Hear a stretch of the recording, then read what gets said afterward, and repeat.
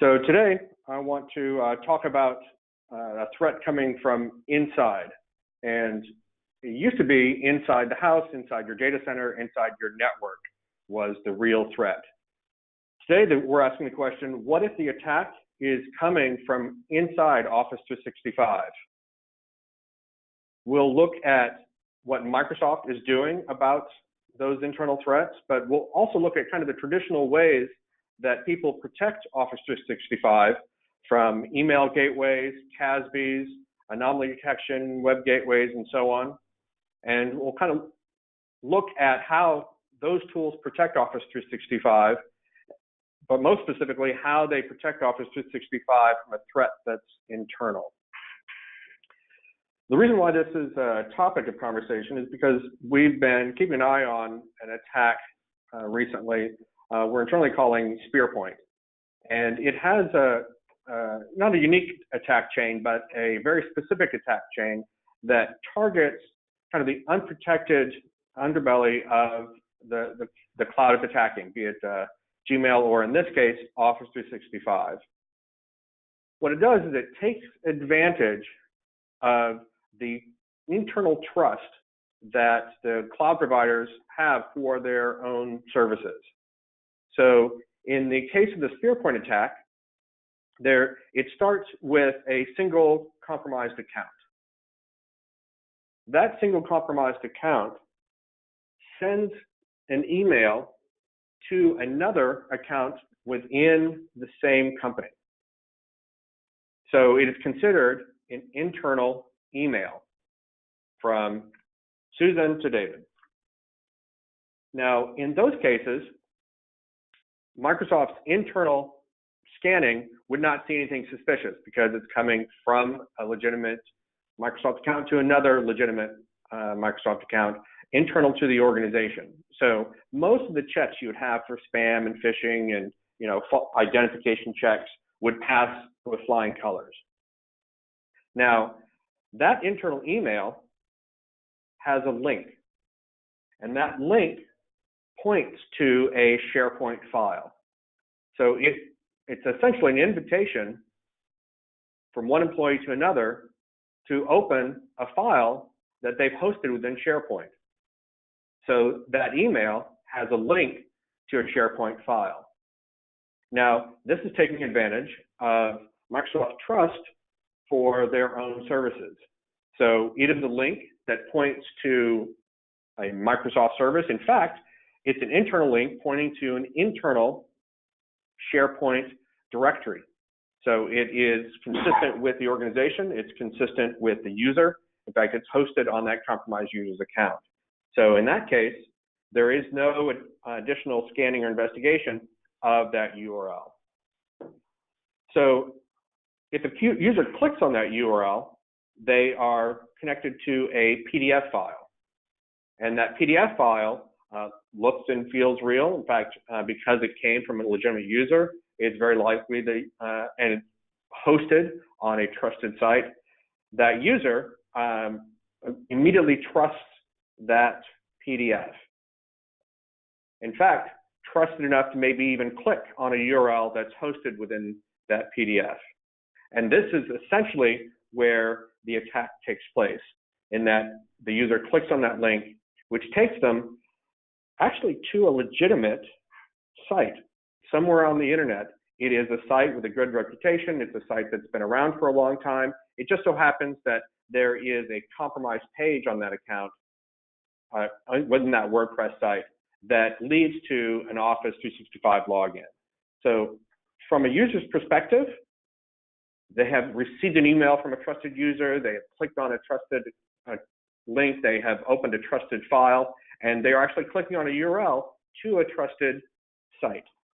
Now, it has not only been designed to pass Microsoft's filters, but it does a great job of passing the user's filters as well. In fact, from the user's perspective, they see this.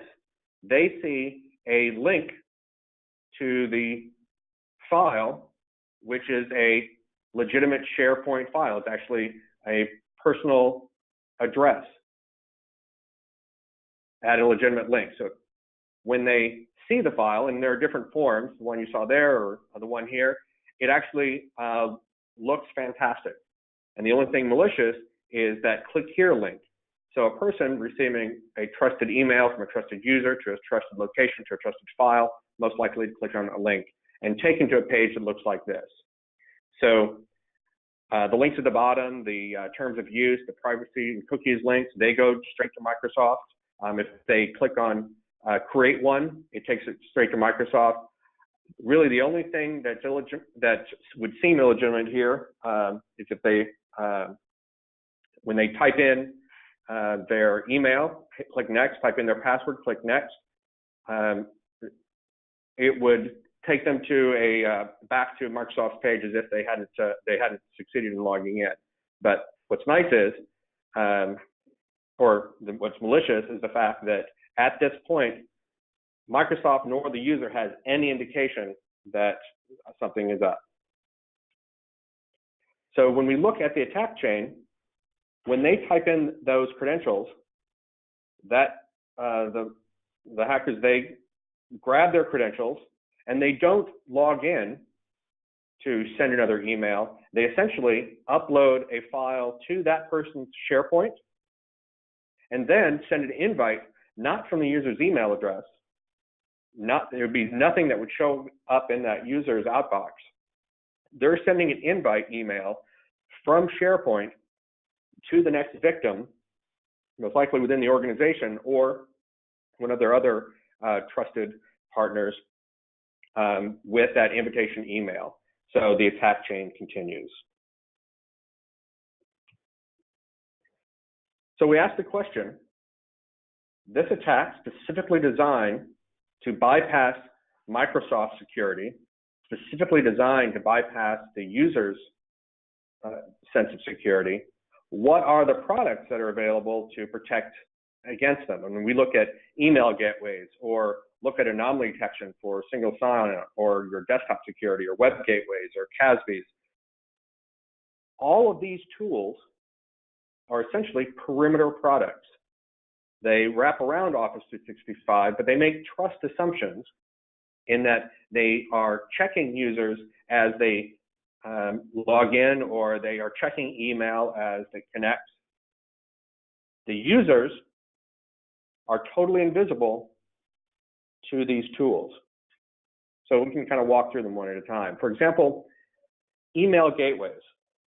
Now, email gateways would be probably the most logical way to stop that first step in the attack chain, to prevent that first email. Well, a couple of issues there. One, originally it was an internal email. And because email security gateways sit outside Office 365, they would never see it because they monitor inbound email only. But if that malicious email was coming from a user outside the organization, let's say a trusted partner, for example, saw that invite, what's interesting is that email gateways, the way they're designed, would actually bypass Microsoft's own security, so that it actually would weaken Microsoft's security, but more importantly, would make the same tests that Microsoft does look a legitimate user, a legitimate target, a legitimate URL, so that this attack bypasses external gateways as well.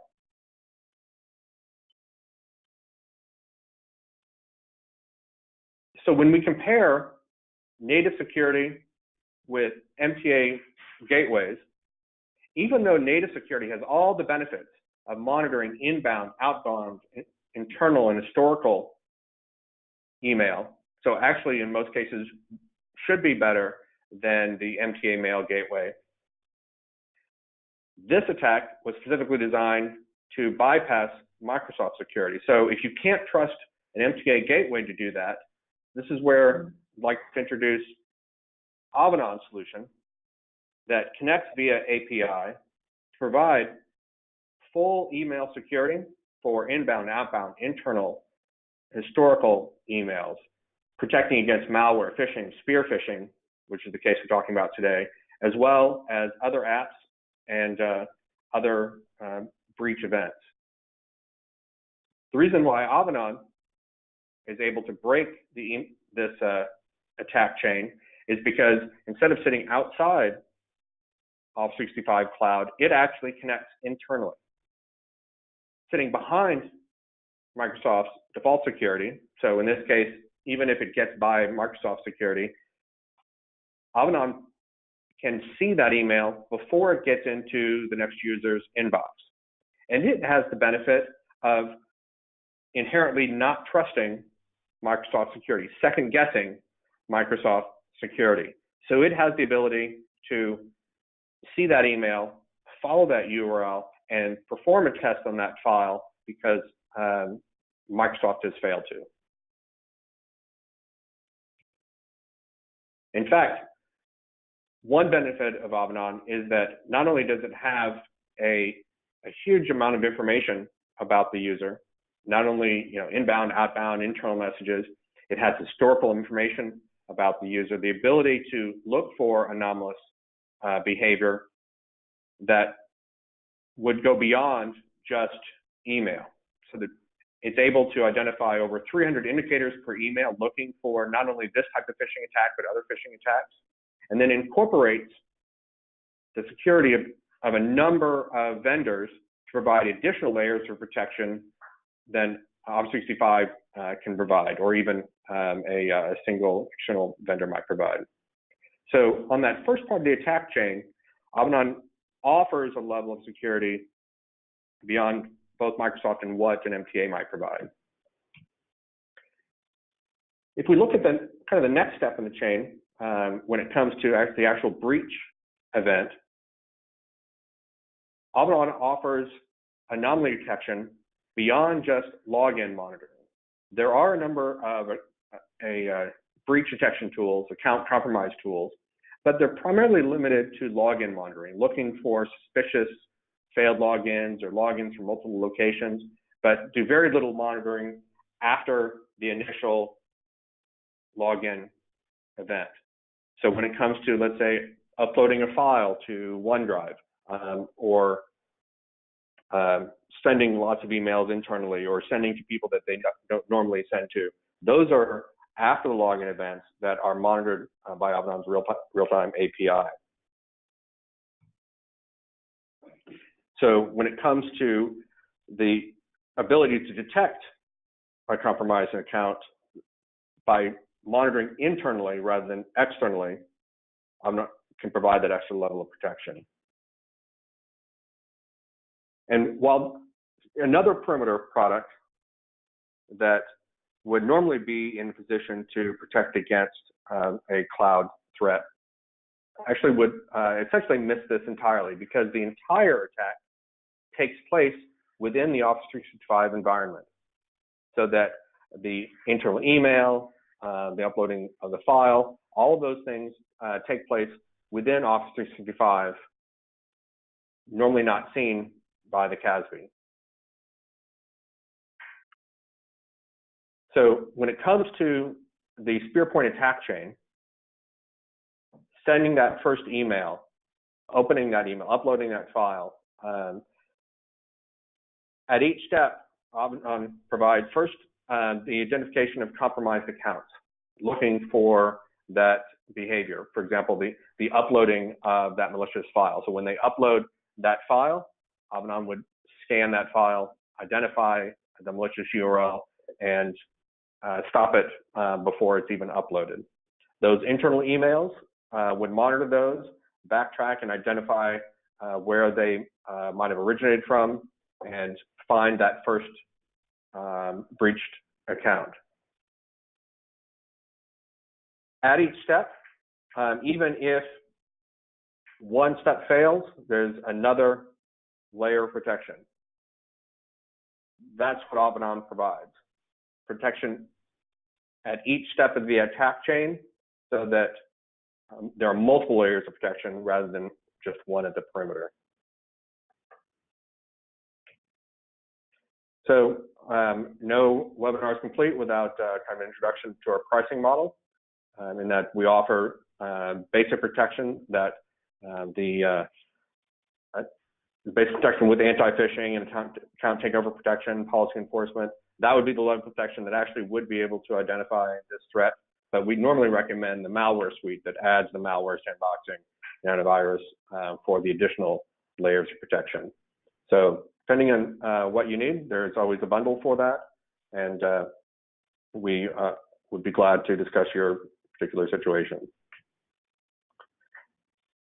When it comes to Avanan's methodology to protect the cloud, we started from scratch. We did not want to take a data center product, a perimeter product, and try to wrap it around the cloud. We truly believe that the best way to protect your SaaS is to do it internally. That's why we deployed as an app. That's why we integrate so tightly. And we hear this more than once, that once you've seen the Avanan solution, it is the way it should be done. So went through that fairly quickly. I'm hoping that I'd led to some questions. Some of them might be answered in a document that we provide at CASB Doc, which basically looks through all of those different solutions I described. We also have a link for a trial if you're interested in testing on your own network. But I think more importantly, you can ask questions now and I can answer them for you immediately. All right, so feel free to write your questions in and I'll just answer them as they come. So one question is, how long does it take to deploy the full system?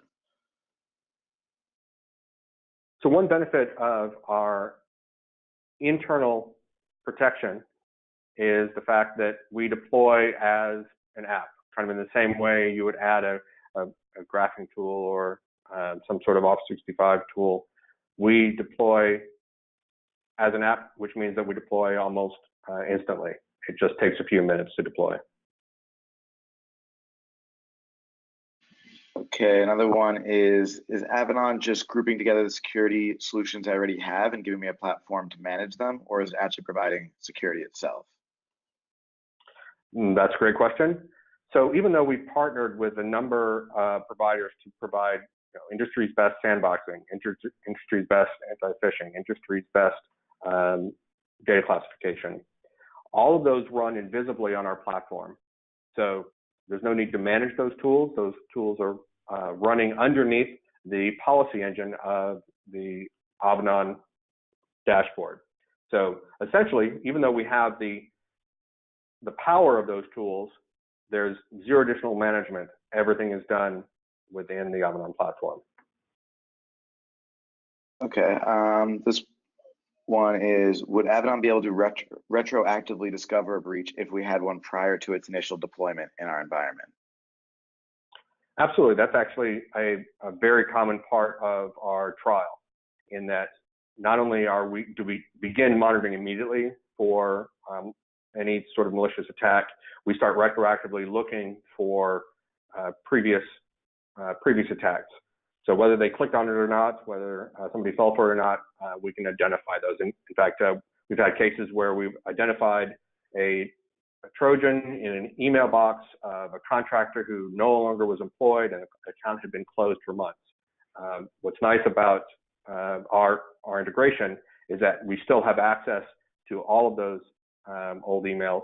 In fact, we've had cases in which we deploy during a trial, identify a threat that has been slowly spreading, and with literally one or two clicks, we can retroactively reach in and remove all of those malicious emails from within the environment. One other benefit is the fact that we connect to the Office 365 infrastructure in such a way that if there are malicious files within OneDrive or SpearPoint, we can pull those because we're obviously scanning for that maliciousware.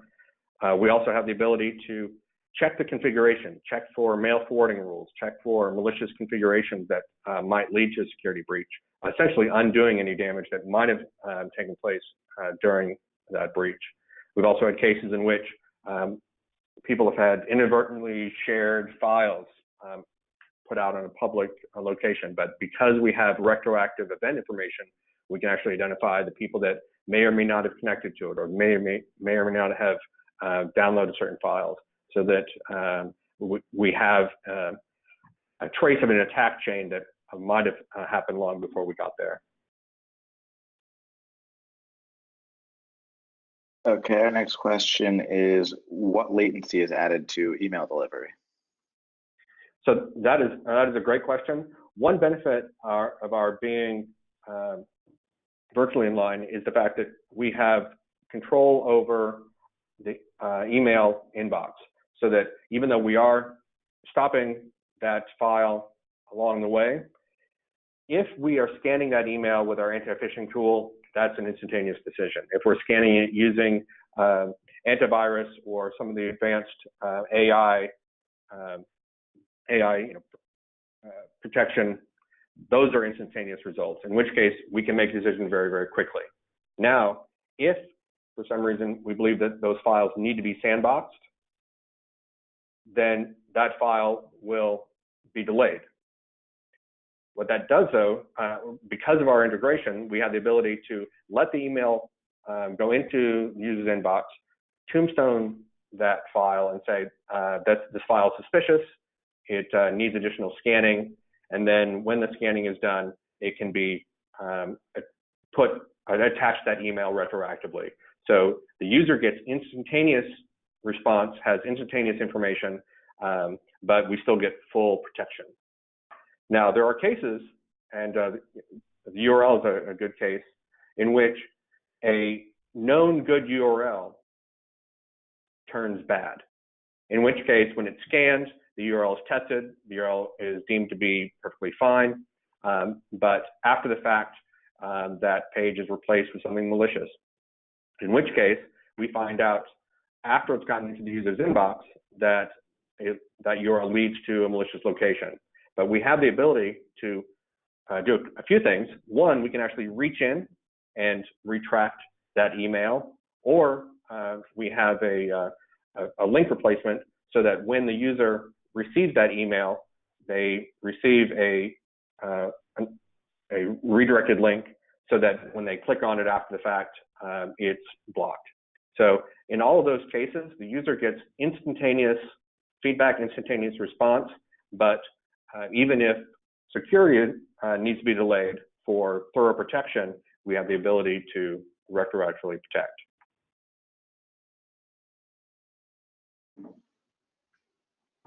Okay, does Avanan use CertStream?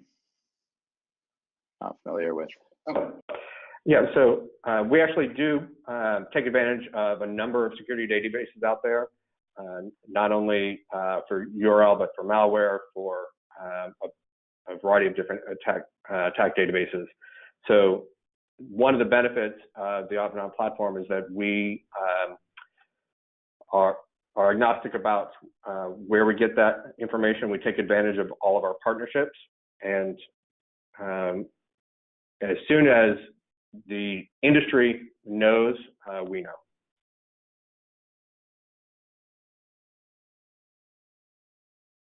Okay, that's all the questions I'm actually seeing for right now. If you guys have any more, I'll give you guys a few more minutes to get those in. We'll be sure to answer them. Otherwise, obviously, you can follow up via email, and we'd be happy to answer those questions one-on-one if you have any that you didn't ask during the presentation. Let's just wait a few more seconds if anyone's in the middle of writing one.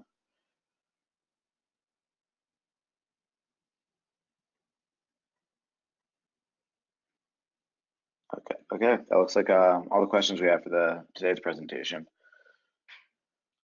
Well, thank you, everyone. Thank you, Dylan, and I hope this was informative. We look forward to hearing your feedback. Thank you, everyone.